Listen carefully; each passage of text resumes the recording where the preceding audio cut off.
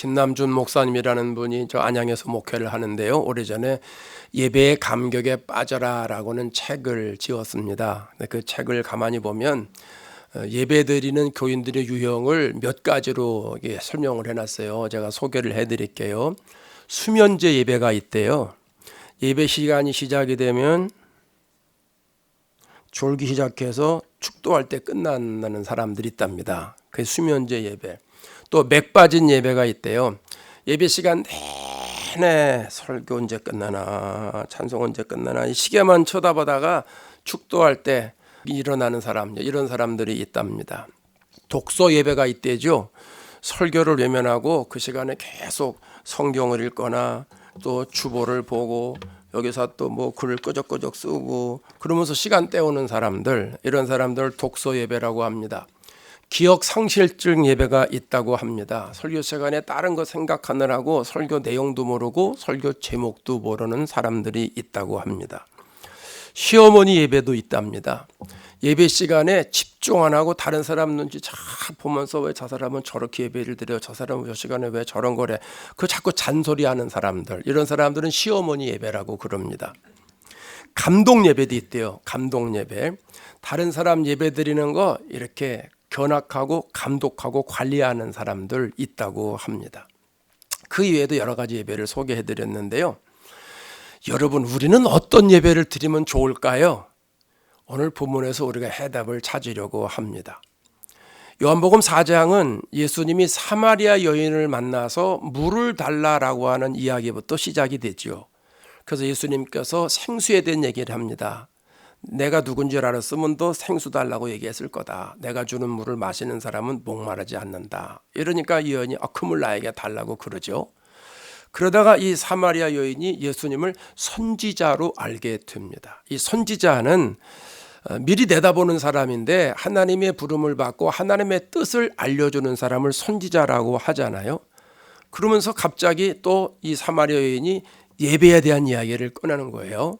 그래서 그 말씀이 오늘 본문의 말씀인데 21절 말씀부터 우리가 읽은 말씀은 예수님께서 말씀하신 것이고 그 전에 20절 말씀에 사마리아 여인이 마지막으로 이런 얘기를 합니다. 우리 조상들은 이 산에서 예배하였는데 당신들의 말은 예배할 것이 예루살렘에 있다 하더이다. 이 산은 사마리아 땅에 있는 거리심 산을 말합니다. 사마리아 사람들은 그리심산에 있는 성전에 가서 예배 드려야 하나님이 받으신다, 이렇게 생각을 했고, 유대 사람들은 예루살렘 성전에 가서 예배를 드려야 하나님이 예배를 받으신다라고 생각을 했습니다. 사마리아 사람들이 그리심산을 중요하게 여기는 이유가 있는데요. 야곱과 연결이 돼 있어요. 야곱이 외삼촌 집에 가서 20년 동안 살잖아요. 그리고 나중에 이제 집으로 다시 고향으로 돌아오게 되는데 중간에서 에서를 만나가지고 모든 문제를 다 풀지요. 화해하지요. 그리고 나서 장막을 치고 살아가는데 세겜 땅이라고 하는 것이 장막 치고 살기 너무 좋은 거예요. 가축이 많으니까 여기는 목초지도 많아서 가축 농사 짓기도 좋고, 그러니까 형하고 문제도 해결됐겠다. 에라 여기서 살자. 이러고선 세겜 땅에서 제단을 쌓았거든요. 그래서 그곳에서 엘 엘로헤 이스라엘, 이스라엘의 하나님, 이런 고백으로 예배를 드렸습니다. 그 세겜이 그리심 산에 있는 거예요. 그러니까 당시의 사람들은 베델과 세겜을 중요하게 여겼어요. 왜냐하면 나중에 야곱이 세겜에서 좋지 않은 일을 당하잖아요. 딸 디나가 좋지 않은 일을 당해가지고 그때 깨닫고서 내가 살 때가 여기지 아니지, 내가 옛날에 떠날 때 베델에서 하나님께 약속한 게 있는데 내가 베델로 올라가야지, 여기서 살면 안 되지. 그러고 이제 베델로 올라가서 베델에서 또 제단을 쌓잖아요.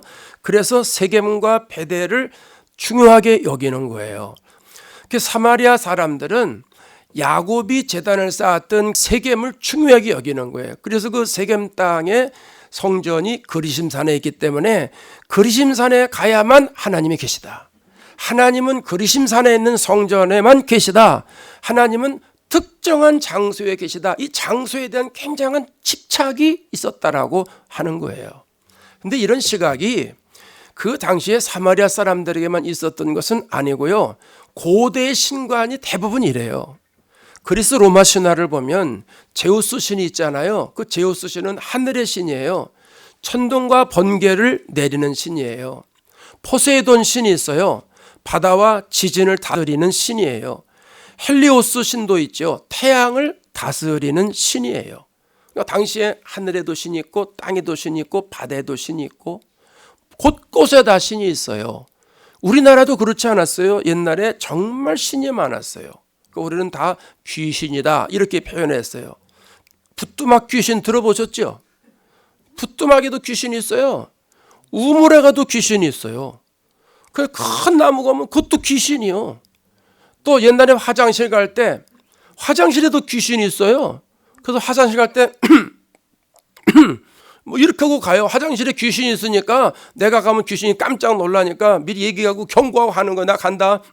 그러니까 옆 비켜라. 그러고 가는 거예요. 그게. 그러니까 곳곳마다 귀신이 있는 거예요. 곳곳마다. 근데 그 귀신들은요. 딴 데로 안 가요. 부뚜막 귀신은 부뚜막에만 있어요. 그게 화장실 귀신으로 안 가요. 이게 그 당시에 사람들의 귀신에 대한 개념이었다는 거예요. 그래서 귀신이 있는 곳이 따로 있기 때문에 장소가 있기 때문에 귀신을 만나면 그걸 가야 되는 거예요. 그곳을 가야 되는 거예요. 사마리아 사람들도 그런 생각을 다분히 가지고 있었던 것이죠. 하나님이 어디 계시냐? 그리심산에 계시다는 거예요.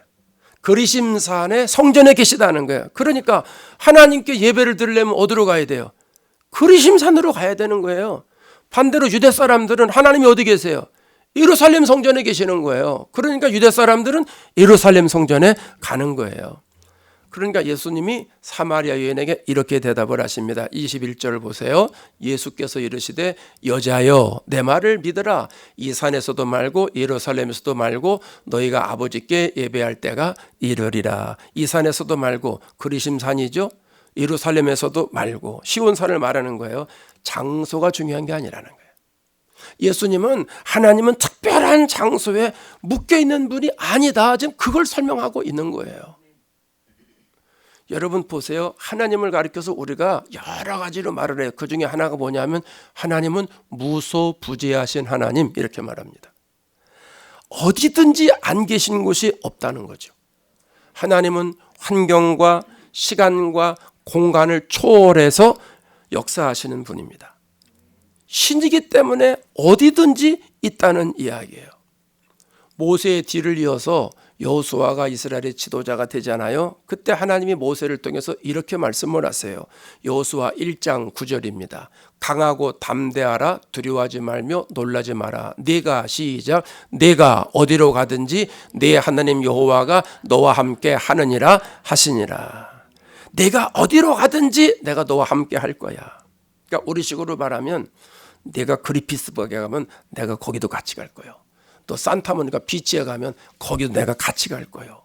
하나님은 어느 특정한 장소에만 머물러 계시는 게 아니라 하나님은 온 천지에 계시기 때문에 우리가 어디로 가든지 하나님이 우리와 함께 하신다는 말씀입니다.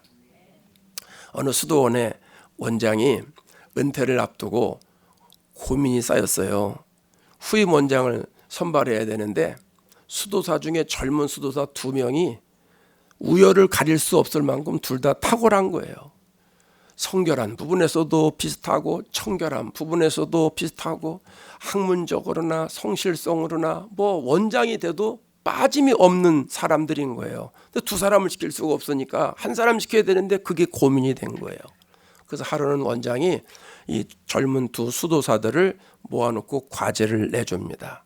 각자에게 닭 한 마리씩을 주고 아무도 없는 곳에 가서 닭 잡아오너라. 그게 숙제인 거예요. 그래서 한 수도사가 수도원을 나가가지고 뒷산에 올라가서 빨리 닭을 잡아가지고 가지고 온 거예요. 근데 다른 수도사는 안 들어오는 거예요. 점심이 돼도 안 들어와. 저녁 늦게 들어온 거예요. 근데 가만 보니까 닭을 그냥 가지고 온 거예요. 그래서 원장이 물은 거예요. 아니 자네는 내 말 못 들었나? 내가 가서 아무도 없는 곳에 가서 닭 잡아오라고 얘기하지 않았느냐? 왜 그냥 왔느냐? 그랬더니 이 젊은 수도사 대답이 원장님 제가 원장님 말씀을 듣고 이 닭을 붙잡고선 뒷뜰에 가서 잡으려고 보니까 거기도 주님이 계시더라고요. 깊은 숲속에 가면은 아무도 없겠지 하고선 깊은 숲속에 가서 닭을 잡으려고 보니까 거기도 주님이 계시고요. 사람들이 없는 그 한적한 냇가에 가서 닭을 잡으려고 가보니까 거기도 주님이 계셔서, 하나님이 계셔서 내가 잡을 수가 없었습니다. 원장님이 아무도 없는 곳에서 잡아오라고 그랬는데 아무도 없는 곳이 하나도 없어요. 그래서 이 원장님이 이 사람이 후임 원장하면 되겠다 해서 그 친구가 후임 원장이 됐다는 거예요. 시편 139편 8절에 가면 이런 말씀이 있어요. 내가 하늘에 올라갈지라도 거기 계시며, 하나님이 하늘에도 계신 거예요. 또 내가 소홀에 그 자리를 펼지라도 거기에 계시다. 하나님은 상천하지 모든 곳에 다 계신 하나님이잖아요. 미국에도 계시고 한국에도 계시고 아프리카에도 계시고 유럽에도 계시고, 하나님은 밤이나 낮이나 졸지도 아니하시고 주무시지도 아니하시는 분, 만물을 주관하시고 다스리시고 운행하시는 거룩하신 하나님인 줄로 믿습니다. 예수님은 사마리아 여인에게 계속해서 이런 말씀을 하세요. 22절 보겠습니다. 자, 22절 읽어볼까요? 너희는 알지 못하는 것을 예배하고 우리는 아는 것을 예배하노니 이는 구원이 유대인에게서 남이라. 알지 못하는 것을 예배한다라고 하는 거예요. 무슨 말이에요? 그리심산에서 예배를 드리고 있지만 너희가 하나님을 알지 못하지 않냐. 하나님을 알지도 못하면서 그리심산에 하나님이 있다고 얘기하고 그리심산에 가서 예배 드리는 거 아니냐 그러는 거예요. 그럼 왜 사마리아 사람들이 하나님을 알지 못할까요? 하나님을 만나본 적이 없어요.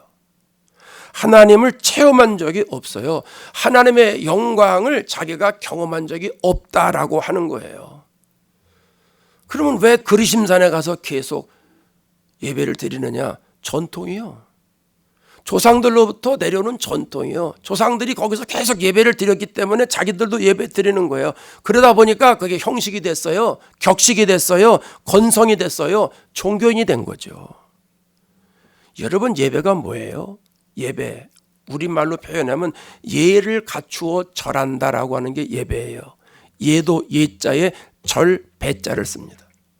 예절을 갖춰서 내가 하나님께 절하는 거예요. 그걸 영어로 월십이라고 말해요. 또 서비스라고 말해요. 월십 서비스 이렇게 말하잖아요. 월십이 뭐예요? 최고의 가치로 하나님께 영광 돌리는 걸 월십이라고 그래요. 또 서비스는 뭐라고 그래요? 서비스는 봉사잖아요. 서비스 잘해, 서비스 좋아요 막 그러잖아요. 서비스가 봉사예요. 봉사가 뭐예요? 종의 모습을 가지고 낮아져서 손님을 섬기는 거예요. 그러면 예배를 서비스라고 그래요. 우리가 종의 모습으로 낮아져서 하나님을 섬기는 거예요. 그게 이 시간이에요. 우리가 겸손한 마음 가지고 하나님 영광 받아달라고 하나님 앞에 납작 엎드려가지고 왕의 왕이신 하나님께 찬양과 영광과 감사를 올리는 게 이게 예배란 말입니다. 그럼 여러분, 최상의 서비스를 하려면 상대를 알아야죠. 내가 그 사람을 섬기려면 그 사람에 대해서 알아야 그 사람에 맞게 섬길 거 아니겠어요? 손님을 모르는데 어떻게 섬기냐 그 말이에요. 저 영국에 국왕이 있잖아요. 국왕이 있는데 그 영국에 그 예절이 있다고 그러죠. 왕에 대한 예절이 있는데 여러 가지 중에 한 가지가 뭐냐면 왕가 집안들 사람들은 함부로 옷을 만지는 거 아니래요. 그리고 그 사람이 왔다고 반갑습니다. 손을 내밀어도 안 되는 거예요. 왕가의 사람들이 국왕이 악수하자고 손을 내밀면 그때 그 사람이 손을 내미는 거예요. 엊그저께도 보니까 손흥민이가 국왕 만나가지고 그렇게 합니다. 이렇게 하고 있는데 국왕이 물어보고 몇 년이나 됐냐 뭐 이렇게 쭉 물어보고 그러니까 나중에 또 반갑다고 손 내미니까 손 내밀고 또 이렇게 인사하고 그러더라고요. 그게 영국 왕실의 예법입니다. 마찬가지로 내가 하나님을 잘 섬기려면 하나님을 알아야 됩니다. 하나님 어떤 분이에요? 창조주예요. 하나님은 전지전능한 분이에요. 하나님은 무소부재하신 분이에요. 그 하나님이 우리를 구원하시기 위해서 예수님을 보내주셨어요. 그 예수님이 십자가에 달려 죽게 만드시고 부활하게 하신 분이 전능하신 하나님이에요. 그 십자가의 보혈을 믿는 사람은 천국에 갈 수 있다고 만들어 놓으신 분이 하나님이에요.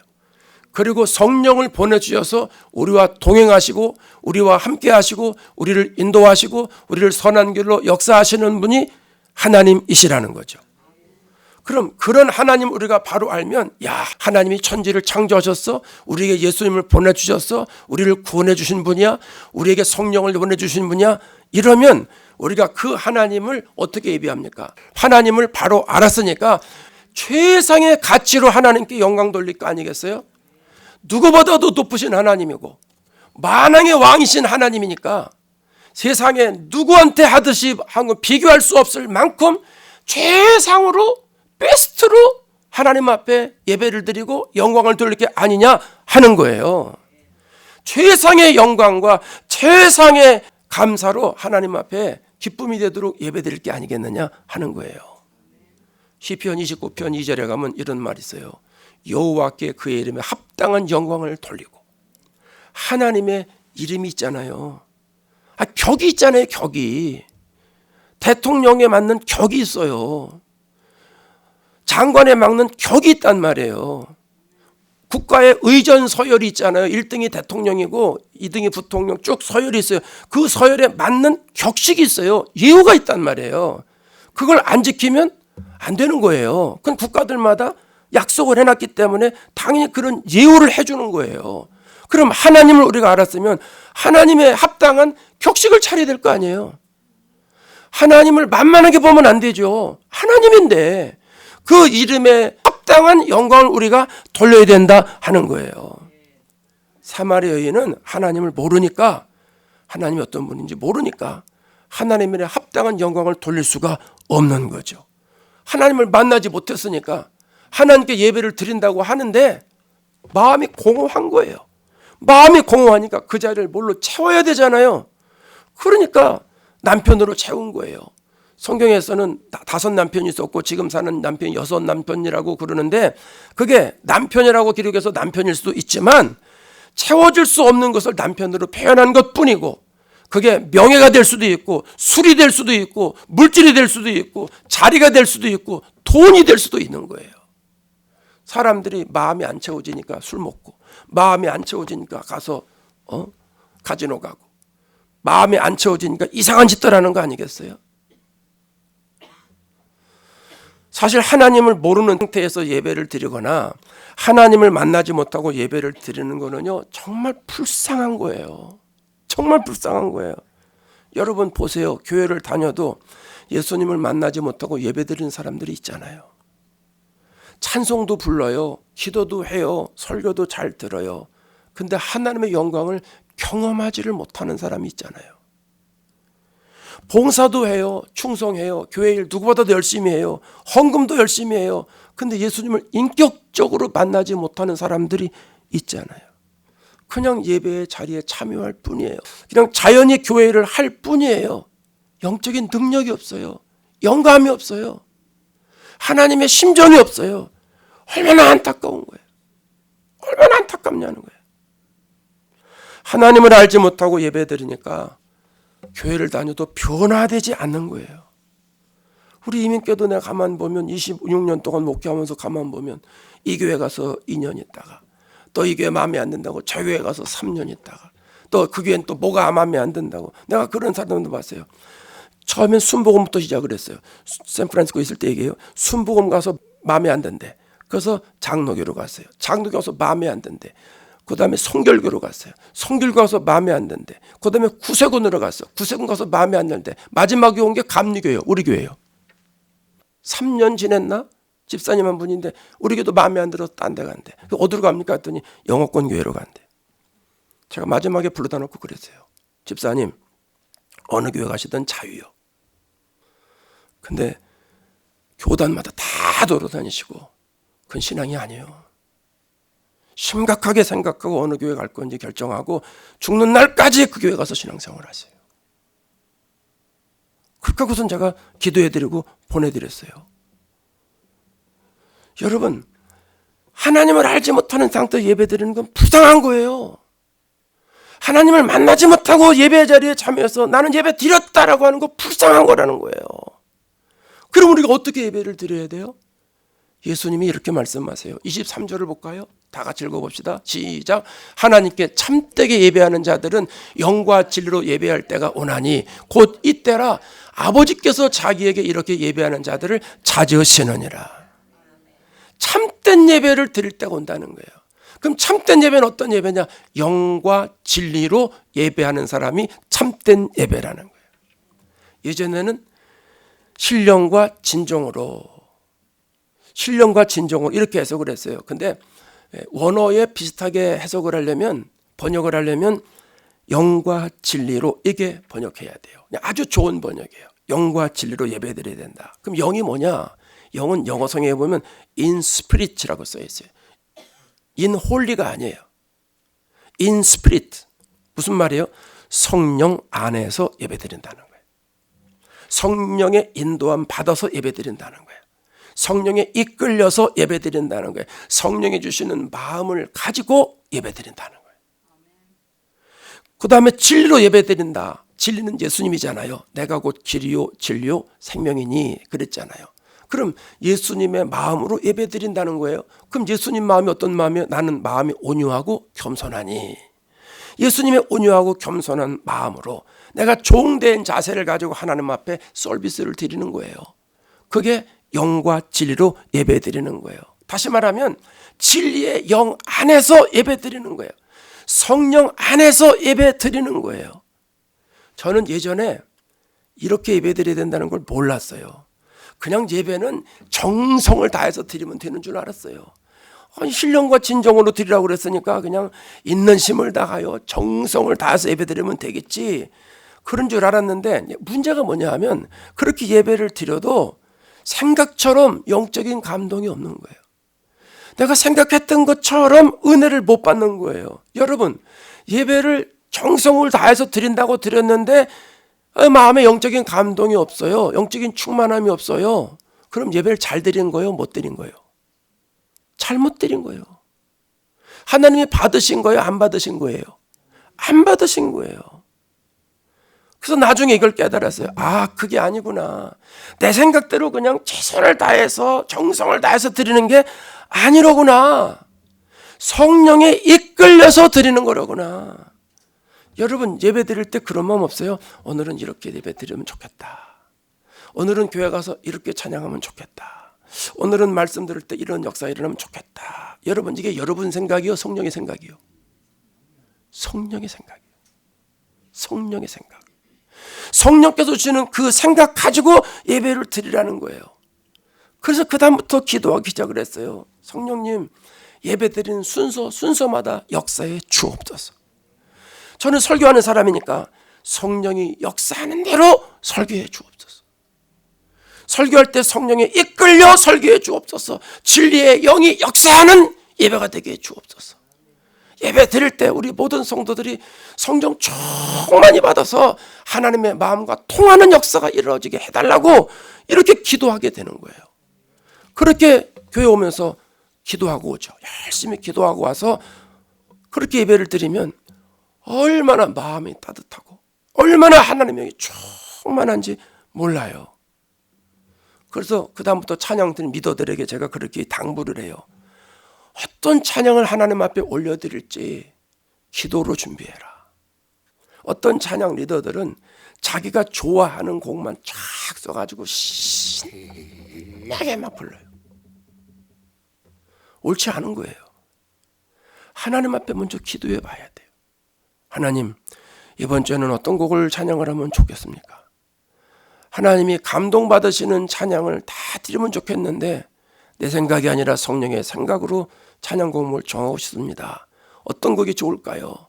기도하면서 이런 찬양도 불러보고 저런 찬양도 불러보고 그러면 깊이 기도하면 성령께서 마음에 감동을 주세요. 아, 이 찬양하면 좋겠다. 아, 이 찬양하면 좋겠다. 이걸 가지고 모아가지고 정리해가지고 그날 찬양을 올리는 거예요. 제가 여러분에게 말씀드리잖아요. 한 달 전에 주보에 기도하는 사람들 예고가 되니까 한 달 동안 기도하시라고. 여러분이 뭐 기도할 능력이 없어서 뭐 주일 예배 시간에 뭐 지금 바로 어느 권사님 기도해 주세요. 다음 주 어느 권사님 기도해 주세요. 그럼 여러분이 기도 못할 것 같아서 한 달 전에 하는 게 아니잖아요. 여러분 다 지금 누구 기도해 주세요. 근데 다 할 수 있는 능력들이 있어요.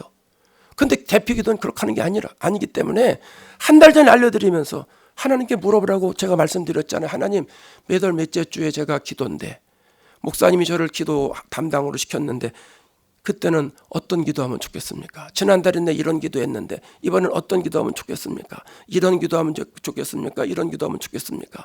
나를 위한 기도해야 됩니까? 선교사를 위해 기도해야 됩니까? 병자를 위해 기도해야 됩니까?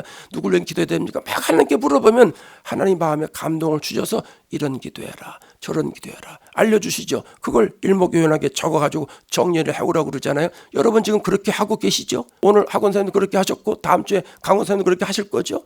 그 전주에 기도하신 분도 그렇고 여러분 계속 그렇게 기도하시잖아요. 그러니까 그렇게 기도하시니까 우리 성도들 기도가 어떨 때는 뭐가 설교원회보다도 더 놓을 때가 많어. 여러분 순종해서 그렇게 하고 있으니까 얼마나 좋아요. 그러니까 그렇게 준비해서 기도해 오니까 기도할 때도 교회 올 때도 그날은 내가 기도할 때는 당당하고 기대되고 성령께서 준비한 기도를 기도 시간에 해서 성도들 은혜 끼치고 하나님께 영광 돌려야 되니까 기도할 때도 감사하고 능력의 기도가 나오지 않습니까? 여러분 이렇게 예배드리는 거예요. 제가 이거를 그 전에 어느 교인한테 소개를 해주고 이렇게 기도하라고 그랬더니 이 집사님이 준비를 해왔어요. 준비를 다 해와가지고 기도를 하는데 기도를 열심히 또박또박 하면서 기도하다가 나중에 뭐라고 그러냐면 하나님 사랑합니다. 하나님 사랑합니다. 이렇게 기도했는데 교인들이 하나님 사랑합니다에 다 무너져 버렸어. 예배 끝나고 다들 집사님 너무 은혜 받았어. 하나님 사랑합니다. 눈물이 쏙 나왔어. 여러분 그 영적 감동이에요. 영적 감동. 그래서 기도를 하다 보면 하나님의 심정을 깨달아서 하나님의 마음이 나에게 전달이 되는 거예요. 그래서 내가 어떤 기도를 해야 되겠구나. 하나님과 벌써 일치가 되잖아요. 주님의 심정을 소유하게 되잖아요. 그게 영과 진리로 예배드리는 거예요. 그런 예배가 우리 교회에서 매주마다 넘쳐나기를 바랍니다. 어떤 분들은 23절 말씀을 보면서 의아하게 생각하는 분이 있어요. 23절 보세요. 아버지께서 자기에게 이렇게 예배하는 자들을 찾으시느니라. 아니 우리가 하나님 앞에 예배를 드리면 하나님은 당연히 받으시는 거지. 아니 영과 진로 예배하는 자를 찾으셔? 우리가 하나님께 예배드리지 무슨 우상에게 예배드리냐 이렇게 생각할 수도 있습니다. 이게 무슨 얘기예요? 하나님이 찾으시는 예배가 있고 그 얘기는 하나님이 받으시는 예배가 있고 하나님이 받지 않으시는 예배가 있다는 이야기입니다. 가인처럼 드리는 예배가 있고 아벨처럼 드리는 예배가 있다라고 하는 거예요. 그래서 이 말씀은 우리들에게 충격을 갖다 줘요. 우리는 나름대로 영과 진리로 예배 드린다고 생각하지 않습니까? 예배는 하나님께 드리는 것이기 때문에 우리가 찬양도 정성을 다해서 하고 헌금도 정성을 다해서 하고 설교 듣는 것도 내가 길을 쫑긋 세우고 설교를 듣고 그러지 않습니까? 근데 과연 내가 이렇게 드리는 예배를 하나님이 받으시는 걸까? 오늘 내가 이렇게 드리는 예배를 하나님이 찾으시는 예배인가? 한번 생각해보고 고민해 봐야 된다는 거예요. 그냥 예배 시간에 참석해서 예배 드렸다고 하나님이 다 찾으시는 예배냐?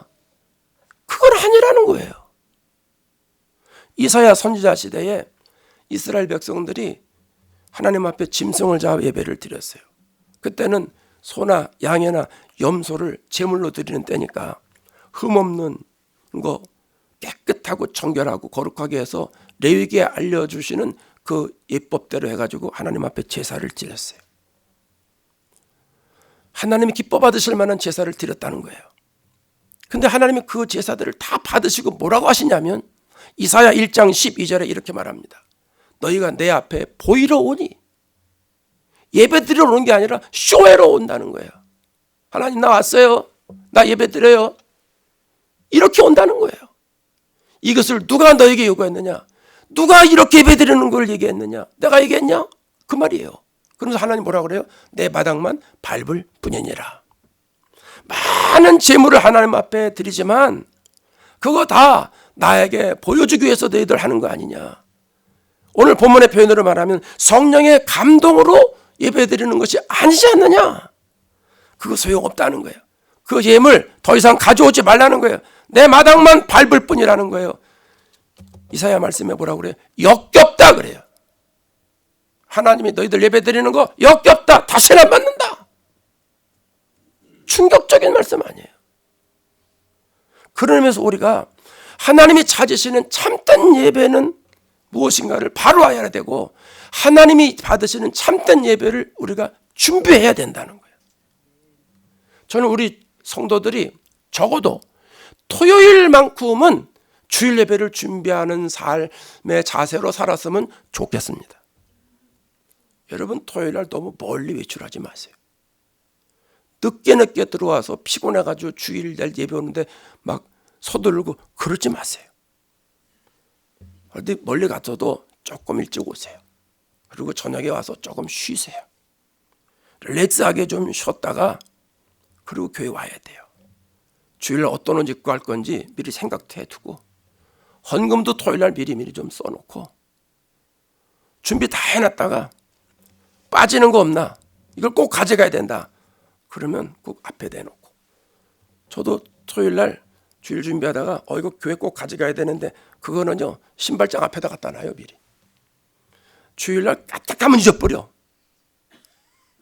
꼭 가져가야지. 아침에 세수할 때까지 기억나고 옷 입을 때까지 기억나는데 교회 가지 않고 그냥 가. 웃는 분들은 다 경험 있는 분들이요. 그래서 그 다음부터는 내가 나를 신뢰를 안 해. 내가 이 머리를 신뢰를 안 해. 그래서 생각나면 가방도 갖다가 신발 신기에 바로 앞에다 갖다 놓고 카메라도 앞에 갖다 놓고 뭣도 앞에 갖다 놓고 제 안에도 뭐 갖다 놓고서 거기다 늘 갖다 놔. 그렇게 하고서 아침에 챙겨가지고 오면은요 태거든요. 전에 그 VHS 비디오로 연속곡을 한참 볼 때 얘기해요. 어느 분이 주일날 대표교를 맞아가지고 와서 기도를 하는데 이렇게 기도를 했답니다. 하나님 아버지, 성은이 망극하옵니다. 이분이 사극을 좋아하는 분이에요. 그래가지고 사극 그 옛날에 왜 VHS로 그 나오는 이런 게 두꺼운 비디오 있었잖아요. 그걸 그냥 이렇게 한 문큼씩 줬잖아요. 하나씩 가져오는 게 아니고 왕창 갖다가 놓고서 그냥 밤이 가는 줄도 모르고 늦다가 또 뺐다가 뺐다가 계속 그렇게 했잖아요. 그러니까 이분이 밤새도록 그렇게 사극을 본 모양이에요. 그 예배 드리는데 다 거기에 에너지다 뺏겨가지고 예배 드릴 때 그거 왕이 얘기한 거 그게 생각이 나가지고 하나님 아버지 성은이 망극하나이다. 여러분 토요일날 너무 유튜브 많이 보지 마세요. 예배 집중력 다 뺏겨요. 하나님 앞에 쏟을 에너지를 유튜브에다가 다 쏟으면 예배 안 돼요. 찬송 안 돼요. 설교 들어도 들리지 않아요. 은혜 못 받아요. 하나님이 자신은 참된 예배 꿈도 꿀 수 없어요.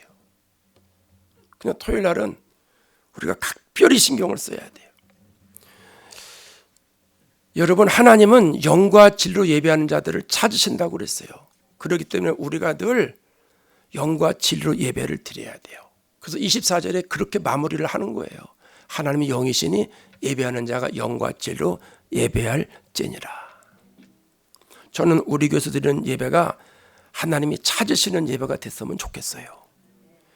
우리가 성령이 이끌려 예배를 드리기 위해서 준비하고 주님의 심정을 가지고 예배를 드리는 거예요. 그러니까 여러분 예배에서 가장 중요한 거는 다른 거 아니에요. 찬송가를 부르느냐 CCM을 부르느냐 그게 중요한 게 아니에요. 예배 순서가 심플하냐 뭐 전통적이냐 그것도 중요한 게 아니에요. 사도신경을 하느냐 안 하느냐가 중요한 게 아니에요. 10명이 모이냐 100명이 모이냐 오케스트라가 있느냐 없느냐 찬양대가 100명이냐 10명이냐 그게 중요한 게 아니에요. 예배는 성령에 이끌려 예배 드리는 예배냐, 내가 지금 드리는 예배가 하나님이 찾으시는 예배냐, 하나님이 받으시는 예배냐, 내 안에 성령이 임재하셔서 성령에 이끌려 예배를 드리고 기도하고 찬양하고 말씀 듣고 헌금 드리는 그 순서마다 성령이 나에게 임재하셔서 내가 하나님을 만나서 영과 진리로 예배를 드려서 예배를 드릴 때마다 영적인 감동이 있고, 예배를 드릴 때마다 영적인 흥분이 있고, 예배를 드릴 때마다 감사가 있고, 회개가 있고, 상처가 치료가 되고, 예배 드릴 때마다 질병이 치료가 되고, 감격의 눈물이 나는 예배, 이런 예배를 우리가 드려야 된다는 거죠. 그러니까 예배를 드릴 때마다 이렇게 간절하게 하나님 앞에 예배를 드리면 하나님이 얼마나 좋아하시겠어요. 그리고 그 다음 주에 우리 예배를 또 하나님이 기다리실 거 아니겠어요? 하나님이 왜 이렇게 일주일이 길어, 새로운 교회 성도들 예배를 내가 빨리 받아야 되는데 이러시지 않겠냐 하는 거예요. 여러분, 하나님께 예배드리는 자체가 축복이에요. 우리는 죄인들이라 하나님 앞에 설 수 없는 사람들인데 예수 십자가 보혈로 죄 용서받고 하나님의 자녀가 되는 권세를 받아서 예수님의 이름으로, 성령의 이름으로, 하나님의 이름으로 나와서 예배를 드린다. 하나님께 영과 진리로 예배를 드린다.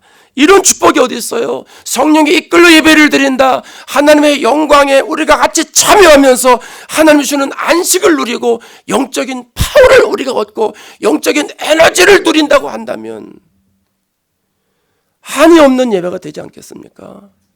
이런 예배를 매주마다 드리는 축복이 저와 여러분과 우리 새로운 교회와 믿음 교회와 또 우리 LA에 있는 모든 교회가 되기를 주의 이름으로 축원합니다.